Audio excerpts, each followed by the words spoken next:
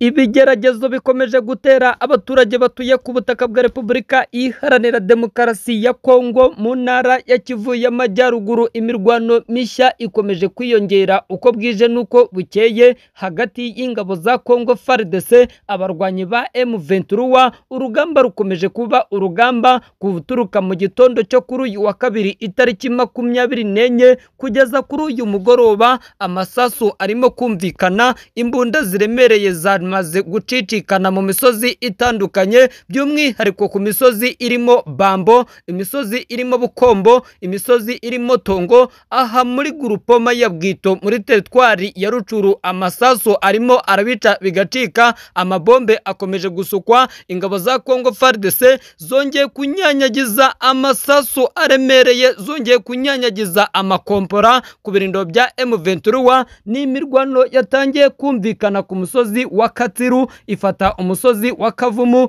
ifata umusozi wa Birambizo. Raporo yagiye ahagaragara yastanzwe na societe civile igaragaza ko abasivile babiri bamaze kwicwa, abandi 18 barakomereka, ari nako amazu agera kuri 32 yo muri hano muri Rusheberi nayo yamaze gusenywa, n'ibisasu biremereye birimo guturitswa hagati y'impande ebyiri zihanganye. Ni imirwano iyongeye kuba ikagaragaza ko ibiganiro birimo gutegurwa na Leta Zunze Ubumwe za Amerika bitazigera bigira icyo bitanga, kuko Repubulika ya Demokarasi ya Kongo by'umwihariko Perezida Felix Antoine Tshisekedi akomeje gukoresha ingufu zose, akomeje gukoresha igishoboka cyose, arimo arazana abasirikare, arimo arazana intwaro. Amakuru aturuka ku kibuga cy'imirwano aragaragaza ko Perezida Tshisekedi yaba yarajijishije, yaba yarateze umutego abarwanyi ba M23, akabamenyesha ko ashaka ibiganiro, nyamara ari tekinike nshyashya yo kwisuganya,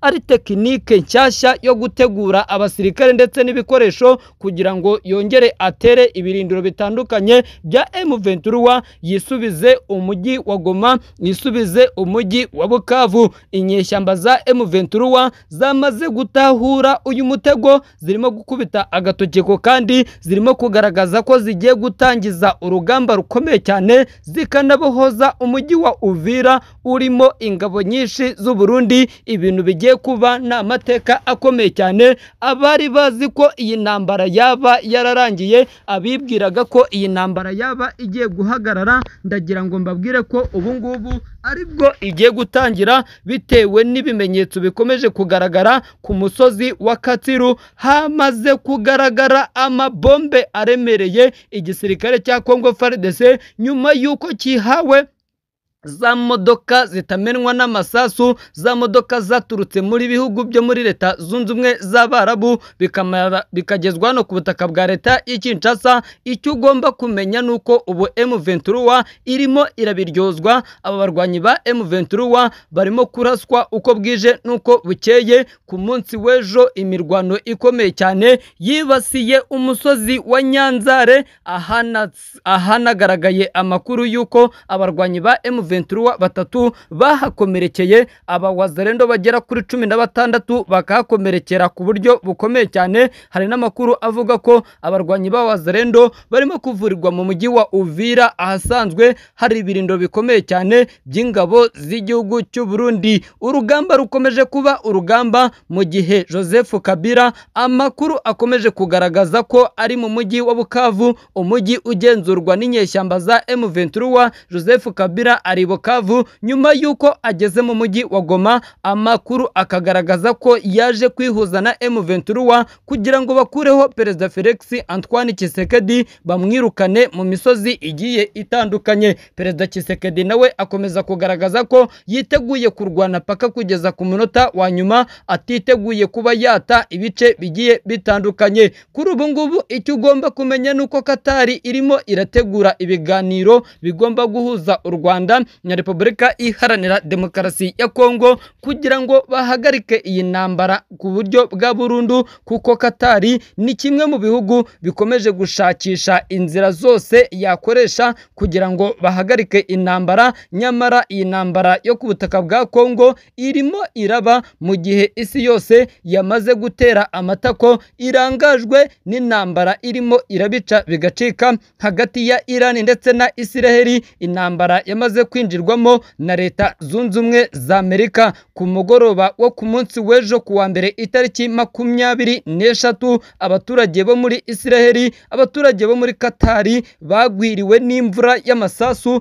bagwiriwe n'imvura y'ibibombe. Ingabo za Irani zanyanyagije amasasu menshi ku birindiro by'ingabo za Leta Zunze Ubumwe za Amerika biherereye muri Katari mu murwa mukuru Iduha. Amakuru agaragaza ko Perezida Trump yamaze gutanga gasopo ikomeye cyane, yamaze gutanga ibwiriza rikomeye cyane kuri Israeli ayisaba guhagarika intambara. Perezida wa Leta Zunze Ubumwe za Amerika Donald Trump yaburiye bikomeye cyane Israeli kuri uyu wa kabiri, abategeka ko bagomba guhagarika ibitero kuri Irani no gusubiza indege z'intambara iwabo bidatinze. Ibi yabitangaje abinyujije ku rubuga rwe rwa Truth Social, aho yagize ati Israeli nimutere ibyo bisasu, nimuhite musubira inyuma, abadiplomate banyu bajye mu nama. Trump yavuze ibi nyuma y'uko Israeli yari imaze kugaragaza ko igiye kwihorera nyuma y'ibitero bikomeye cyane byumvikanye mu majyaruguru y'iki gihugu, ubwo Irani yahanyanyagizaga amasasu mu gitondo cyo kuri uyu wa kabiri itariki 24. Mbere y'uko Irani igaba ibitero, Leta Zunze Ubumwe za Amerika zari zagabye igitero gikomeye cyane mu mujyi Iterehamu mu rwego rwo gushaka ukuntu yasenya inganda za nucleaire. Amakuru anagaragaza ko Leta Zunze Ubumwe za Amerika kugaba iki gitero byari bifite ishingiro, kuko ngo hari amakuru yari yamaze kumenya yuko Irani irimo iracura ibitwaro kirimbuzi. Amakuru yararimo kugaragaza ko iyi ntambara hagati ya Irani ndetse na Israeli ishobora kuba imbarutso y'intambara ya gatatu y'isi yose, kuko ubu umuryango wa NATO wari wamaze gutangira kwegeranya ibikoresho, ari nako BRICS nayo yari yamaze gutangira kwegeranya ibikoresho. Abatazi iyi miryango, BRICS ni umuryango urimo ibihugu birimo Uburusiya ndetse na Korea, hakaza Brazil, Afurika y'Epfo, mu gihe NATO yo irimo Leta Zunze Ubumwe za Amerika, Ubwongereza,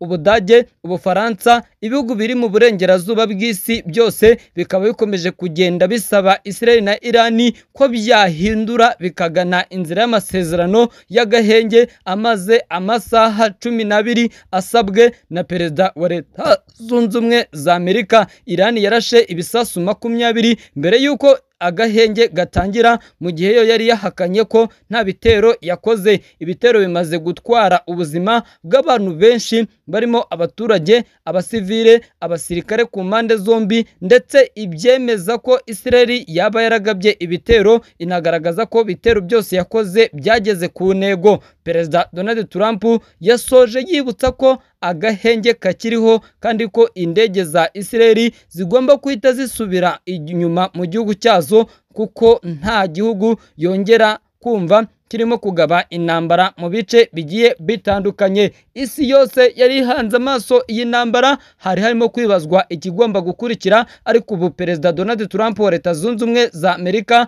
gashoza ntambara yamaze gushyira ukuri kuri iyi ntambara, yamaze kugaragaza ko iyi ntambara igomba guhagarara vuba na bwangu, bitewe n'uko inyubako zitandukanye abaturage bakomeje kugirwaho ingaruka n'iyi ntambara idafite icyo isobanuye. Isi yose yari imaze kugaragaza ko iyi ntambara hagati ya Irani ndetse na Israeli nidahagarikwa ishobora kwita iba imbarutso y'intambara ya gatatu y'isi yose, kuko Uburusiya, Korea ya ruguru, Ubushinwa ndetse na Pakistani, ibihugu byari byamaze kugaragaza ko bishobora kwinjira mu ntambara bishyigikiye Irani. Ni nako kandi Amerika, Ubudage, Ubwongereza, Ubufaransa, ibihugu byo mu burengerazuba bw'isi byose byari bimaze kugaragaza ko nabyo bigomba gutera inkunga Isiraheli igakomeza igacana umuriro ku gihugu cya Irani kirimo gushinjwa gukora intwaro za kirimbuzi. Nshuti bakunzi bacu, mudahwema kunyereka ko munkunda,